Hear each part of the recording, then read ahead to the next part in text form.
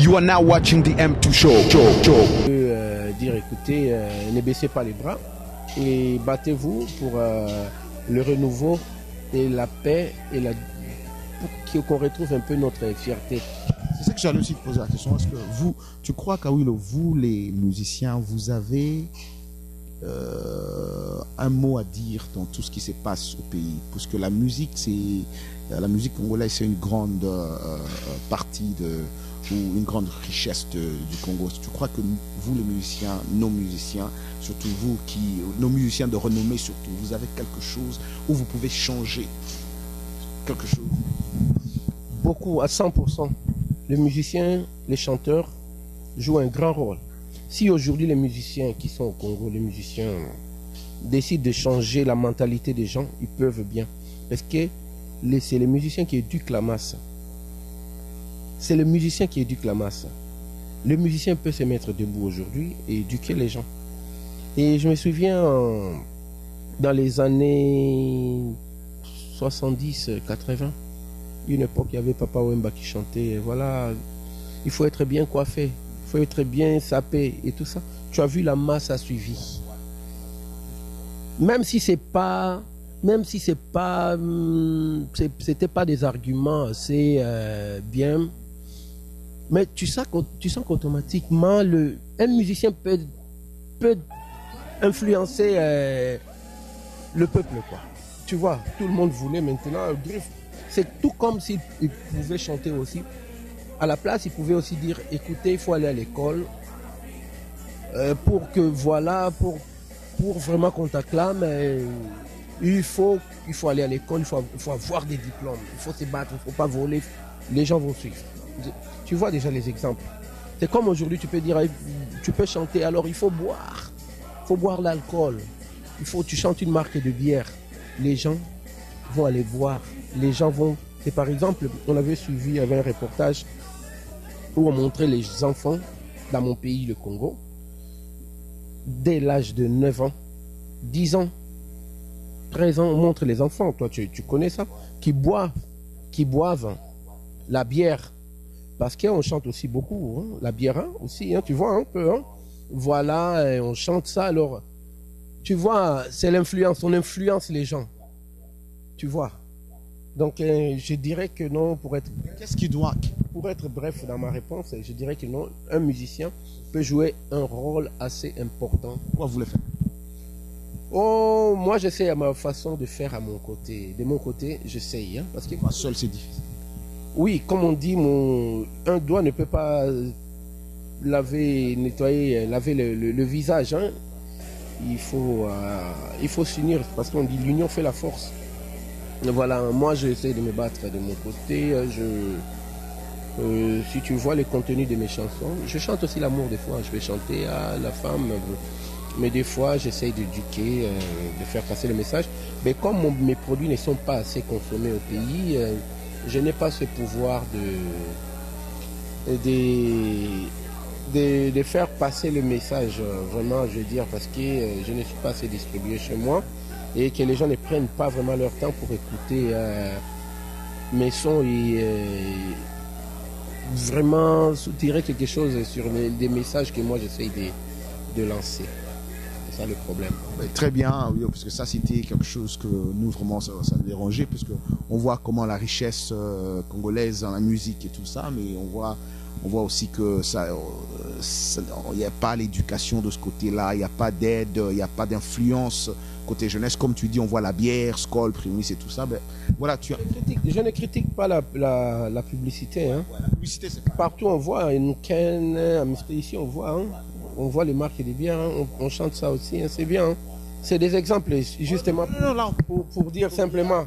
Et puis, bon, c'est comme ici aujourd'hui, hein, tu vois, c'est ça. C'est comme si on chante pour les cigarettes. Hein. Ah, il faut fumer, il faut un moment. Moi, je me souviens, j'étais adolescent. On chantait, les gens chantaient, il faut fumer au capi ou je sais pas là quoi. 555, il y avait des marques de cigarettes. Et tant qu'adolescent, on commençait à vouloir à fumer.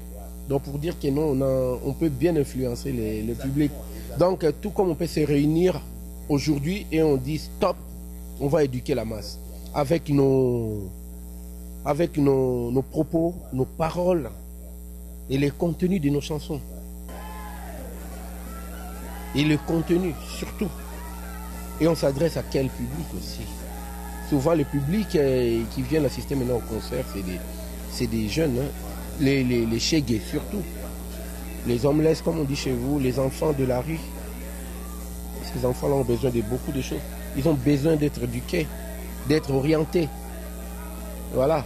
Et les pauvres, si on leur dit, allez, fumez, faut buvez, ça la moins bien, fais ça, ils vont suivre.